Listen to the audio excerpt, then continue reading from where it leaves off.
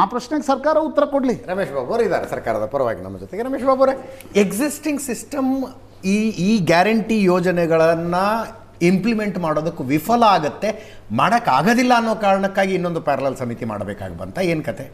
ಒಂದು ಸಿಸ್ಟಮ್ ಇದೆ ಸರ್ ನಮ್ಮಲ್ಲಿ, ಸರ್ಕಾರದ ಯೋಜನೆಗಳನ್ನು ಜನರಿಗೆ ತಲುಪಿಸೋದಕ್ಕೆ ಒಂದು ಫುಲ್ ಪ್ರೂಫ್ ಸಿಸ್ಟಮ್ ಇದೆ, ಆ ಸಿಸ್ಟಮ್ ನಡ್ಕೊಂಡು ಬರ್ತಾ ಇದೆ. Welcome your statement. ಆ ಸಿಸ್ಟಮ್ ಇರೋದ್ರಿಂದಲೇ ಈ ಕಮಿಟಿ ಮಾಡಿರೋದು. ಆ ಸಿಸ್ಟಮ್ ಇಂಪ್ಲಿಮೆಂಟೇಷನ್ಗೋಸ್ಕರ ಈ ಕಮಿಟಿ ಮಾಡಿರ್ತಕ್ಕಂಥದ್ದು. ಯಾವ ಸಿಸ್ಟಮ್? ಈಗ ತಾವು ಹೇಳಿದ್ರಲ್ಲ, ಬರ್ತೀನಿ, ಎಕ್ಸ್ಪ್ಲೇನ್ ಮಾಡ್ತೀನಿ. ತಾವೇನೀಗ ಸಿಸ್ಟಮ್ ಇದೆ, ಈ ಕಮಿಟಿ ಬೇಕಾ ಅಂತ ಕೇಳಿದ್ರಲ್ಲ, ಸಿಸ್ಟಮ್ ಇರೋ ಕಾರಣಕ್ಕೋಸ್ಕರನೇ ಸನ್ಮಾನ್ಯ ಡಿ.ಕೆ. ಶಿವಕುಮಾರ್ ಅವರು ಇವತ್ತೇನು ಮಾತಾಡಿದ್ದಾರೆ, ಸಿದ್ದರಾಮಯ್ಯನವರ ಕಾಂಗ್ರೆಸ್ ಸರ್ಕಾರ ಈ ಕಮಿಟಿಗಳು ಮಾಡಿರ್ತಕ್ಕಂಥದ್ದು. ಪ್ರಶಾಂತ್ ನಾಥರವರು ಭಾಳ ಚೆನ್ನಾಗಿ ಎಕ್ಸ್ಪ್ಲೈನ್ ಮಾಡಿದ್ರು, ಆದರೆ ಒಂದು ಇತಿಹಾಸನ ಬಿಟ್ಟು ಮಾತಾಡಿದ್ರು ಅವರು. ಈ ದೇಶದಲ್ಲಿ ಈ ಥರದ ಇಂಪ್ಲಿಮೆಂಟೇಷನ್ ಕಮಿಟಿಗಳು ಇದು ಮೊದಲಲ್ಲ. ಅವರಿಗೆ ಗೊತ್ತಿದೆ ಚೆನ್ನಾಗಿ, ಯಾಕೆಂದರೆ is a senior journalist. Indira ಗಾಂಧಿರವರ ಕಾಂಗ್ರೆಸ್ ಸರ್ಕಾರ ಇದ್ದಂಥ ಸಂದರ್ಭದಲ್ಲಿ ಇಡೀ ದೇಶದಲ್ಲಿ 20 ಪಾಯಿಂಟ್ಸ್ ಪ್ರೋಗ್ರಾಮ್ ಅಂತೇಳಿ ಇಂಪ್ಲಿಮೆಂಟೇಷನ್ ಆಗಿ ಎಲ್ಲ ತಾಲೂಕು ಕೇಂದ್ರಗಳಲ್ಲಿ, ಎಲ್ಲ ಜಿಲ್ಲಾ ಕೇಂದ್ರಗಳಲ್ಲಿ, ಎಲ್ಲ ಸ್ಟೇಟ್ ಕೇಂದ್ರಗಳಲ್ಲಿ ಇಂಪ್ಲಿಮೆಂಟೇಷನ್ ಕಮಿಟಿ ಇತ್ತು. ಅದರ ಮುಂದುವರೆದ ಭಾಗನೇ ಇವತ್ತು ಇಲ್ಲಿ ಗ್ಯಾರಂಟಿ ಕಮಿಟಿ. ಅವಾಗ ಎಷ್ಟು ಸಂಬಳ ಕೊಟ್ಟಿರ್ಬೋದು? ಹೇಳ್ತೀನಿ ಅದೊಂದು ಹೇಳ್ತೀನಿ, ಭಾಳ ಸ್ಪಷ್ಟವಾಗಿ ಹೇಳ್ತೀನಿ. ಸಂಬಳನ ಪದನೇ ತಪ್ಪು, ಬಹುತೇಕ ರಾಂಗ್ ಕಾನ್ಸೆಪ್ಟು ನಾಥವ್ರು ತಗೊಂಡಿದ್ದಾರೆ. ಗೌರವಧನ ಬೇರೆ, ಸಂಬಳ ಬೇರೆ. ಅದರಲ್ಲಿ ಸಂಬಳ ಬಹುತೇಕ ನನಗೆ, ಇಫ್ ಐ ಆಮ್ ಕರೆಕ್ಟ್, ಏನು ಸ್ಟೇಟ್ ಕಮಿಟಿ ಮಾಡಿದಾರಲ್ಲ ಅವ್ರಿಗೆ ಕ್ಯಾಬಿನೆಟ್ ರ್ಯಾಂಕ್ ಕೊಟ್ಟಿದ್ದಾರೆ, ಅವ್ರಿಗೆ ಪೇ ಆ್ಯಂಡ್ ಪರ್ಕ್ ಬರುತ್ತೆ, ಸ್ಯಾಲ್ರಿ ಮತ್ತೊಂದು. ಅದು ಬಿಟ್ಟರೆ ಇನ್ನಿಡೀ ರಾಜ್ಯದಲ್ಲಿ ನೀವು ಜಿಲ್ಲಾ ಸಮಿತಿ ಇರ್ಬೋದು, ತಾಲೂಕು ಸಮಿತಿ ಇರ್ಬೋದು, ಸದಸ್ಯರು ಇರ್ಬೋದು, ಅವರೆಲ್ಲರಿಗೂ ಕೊಡ್ತಾ ಇರ್ತಕ್ಕಂಥದ್ದು ಗೌರವಧನ. 25,000 ತಾಲೂಕು ಮಟ್ಟದಲ್ಲಿ, 40,000 ಜಿಲ್ಲಾ ಮಟ್ಟದಲ್ಲಿ. ಎಸ್, ಇಲ್ಲ ಇಲ್ಲಿ ಜಾಸ್ತಿ 40,000, 50,000. ಈಗ BBMP ಲೆವೆಲಲ್ಲಿ 50,000 ಮಾಡಿದ್ದಾರೆ, ತಾಲೂಕು ಮಟ್ಟದಲ್ಲಿ 25,000 ಮಾಡಿದ್ದಾರೆ. ಒಟ್ಟಾರೆ 200 ಜಿಲ್ಲಾ ಮಟ್ಟದಲ್ಲಿ 31 ಕಮಿಟಿಗಳಿಗೆ ಆ ಥರದ ಅವಕಾಶವನ್ನು ಮಾಡಿಕೊಟ್ಟಿದ್ದಾರೆ. ಅನ್ಸ್ಕೊಳುತ್ತಾ? ಹೌದು, ಕರಿಬೋದು. ಗೌರವಧನ 40,000, 50,000 ಗೌರವಧನ ಅಂತ ಅನ್ಸ್ಕೊಳುತ್ತೆ. ಪ್ರಶಾಂತ್ ಅವರೇ, ಭಾಳ ಸಂತೋಷ ಕೇಳ್ತಿರೋದು. ಇದನ್ನು ಯಾರು ಅಡಿಪಾಯ ಆಗ್ದವರು? BJP ಅವರು. ಬರ್ತೀನಿ, ಆ ಪಾಯಿಂಟಿಗೆ ಬರ್ತೀನಿ. ಕಾಂಗ್ರೆಸ್ನವರಲ್ಲ ಅವ್ರು. ಯಾಕೆಂದರೆ ಕುಂಬಳಕಾಯಿ ಕಳ್ಳ ಅಂದರೆ ಹೆಗಲ್ಮುಟ್ಟು ನೋಡ್ಕೊಂಡ್ರು ಅಂತೇಳಿ BJP ಅವ್ರು ಮಾಡಿರ್ತಕ್ಕಂಥ ಕೆಲಸಗಳಿದೆ, ಅವ್ರು ಹೆಗಲ್ಮುಟ್ಟು ನೋಡ್ಕೊತಾ ಇದ್ದಾರೆ. ಬರ್ತೀನಿ, ಎಲ್ಲೆಲ್ಲಿ ಏನೇನು 300 ಕೋಟಿ ರೂಪಾಯಿ ಲೂಟಿ ಮಾಡೋದು ಇಲ್ಲಿ, RSSಗೆ ಜಮೀನು ಸ್ಯಾಂಕ್ಷನ್ ಮಾಡಿ, ಅವೆಲ್ಲವಕ್ಕೂ ಬರ್ತೀನಿ. ದಯಮಾಡಿ ಆಮೇಲೆ ಮಾತಾಡಿ ನೀವು. ಇಡೀ ಕರ್ನಾಟಕದಲ್ಲಿ 31 ಜಿಲ್ಲಾ ಸಮಿತಿ. ಇದ್ರ ಪ್ರಕಾರ ತಾಲೂಕುಗಳಲ್ಲಿ 234. ಓಕೆ. ಒಟ್ಟಾರೆ ಇದುವರೆಗೂ ನಾವು ಗ್ಯಾರಂಟಿ ಕೊಟ್ಟಿರ್ತಕ್ಕಂಥದ್ದು 76,000 ಕೋಟಿ ರೂಪಾಯಿ. ಅಂದರೆ ಮೊದಲನೇ ವರ್ಷ, ಈ ವರ್ಷ 2 ಸೇರಿ. ಈ ವರ್ಷ 52,000 ಕೋಟಿ ಇದಾಗಿದೆ, ಹಳೇದು ಸೇರಿಸಿ 76,000 ಕೋಟಿ ಇದುವರೆಗೂ ಸ್ಪೆಂಡ್ ಆಗಿರೋಂಥದ್ದು. ಇವತ್ತೇನು ನೀವು ಗೌರವಧನ ಮತ್ತೊಂದು ಈ ಇಡೀ ಕಮಿಟಿಗಳು ಕೊಡ್ತಾ ಇದ್ದೀರಾ, ಇಡೀ ಕಮಿಟಿಗೆ ಕೊಟ್ಟಿರ್ತಕ್ಕಂಥದ್ದು 12 ಕೋಟಿ. ಅಂದರೆ 76,000 ಕೋಟಿ ಇಂಪ್ಲಿಮೆಂಟೇಷನ್ಗೆ ಸ್ಕೂಟಿ ಮಾಡೋದಕ್ಕೆ ಅಥವಾ ಪರಿಶೀಲನೆ ಮಾಡೋದಕ್ಕೆ ಏನು ಸಮಿತಿಗಳನ್ನ ರಚನೆ ಮಾಡಿದ್ದಾರೆ, ಇದಕ್ಕೆ ಸರ್ಕಾರ ವ್ಯಯ ಮಾಡ್ತಾ ಇರ್ತಕ್ಕಂಥದ್ದು 12 ಕೋಟಿ. ಇವತ್ತು ನೀವು ಬನ್ನಿ, ಅವರು ಆಗಲೇ ತಹಶೀಲ್ದಾರ್ ವಿಷಯ ಪ್ರಸ್ತಾಪ ಮಾಡಿದ್ರು, ಜಿಲ್ಲಾಧಿಕಾರಿಗಳ ವಿಷಯ ಪ್ರಸ್ತಾಪ ಮಾಡಿದ್ರು ಪ್ರಶಾಂತ್ ನಾಥರವರು.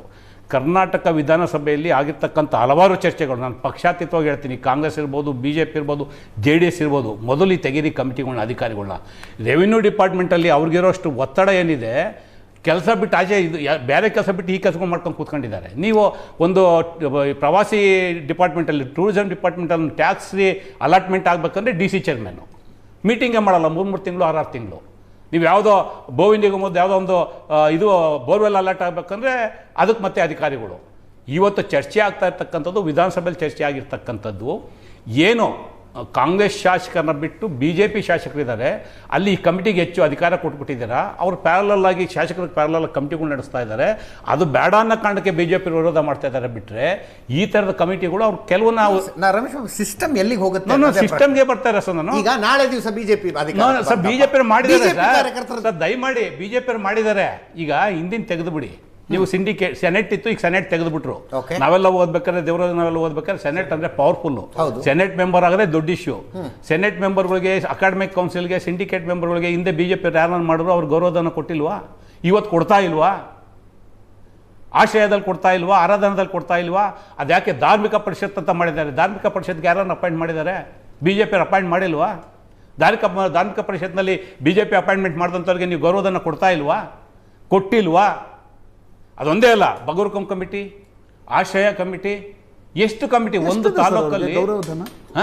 ಎಷ್ಟಿದೆ ಆರಾಧನಾ ಸಮಿತಿಗೆ ಆಶ್ರಯದವ್ರಿಗೆ ನಾನೇ ಮೆಂಬರ್ ಎಷ್ಟು ಗೌರವಧನ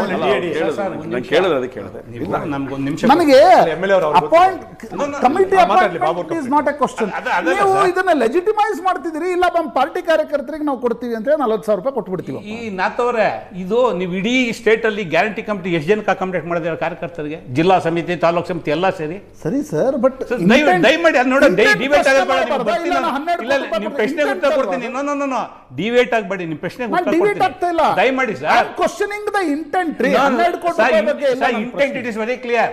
ನೀವು ಇದು ಕಾಂಗ್ರೆಸ್ ಕಾರ್ಯಕರ್ತರು ಅಂತೂ ಅಲ್ಲ, ಇಂಪ್ಲಿಮೆಂಟೇಷನ್ ಮಾಡೋದಕ್ಕೆ ತಾಲೂಕು ಅವರು ಕಮಿಟಿಗಳು ಮಾಡಿದ್ದೀವಿ.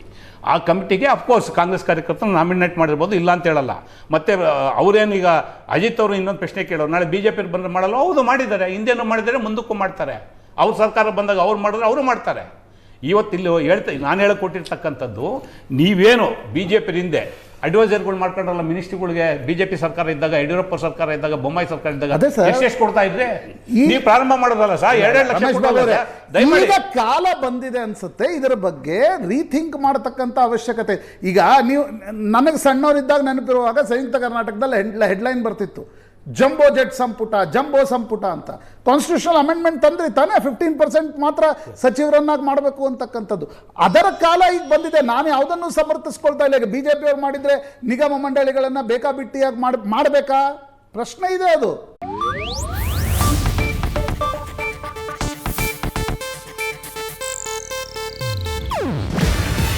ಇದು ಏಷ್ಯಾನೆಟ್ ನ್ಯೂಸ್ ನೆಟ್ವರ್ಕ್ ಪ್ರಸ್ತುತಿ. ನೀವು ನೋಡ್ತಿದ್ದೀರಾ ಏಷ್ಯಾನೆಟ್ ಸುವರ್ಣ ನ್ಯೂಸ್.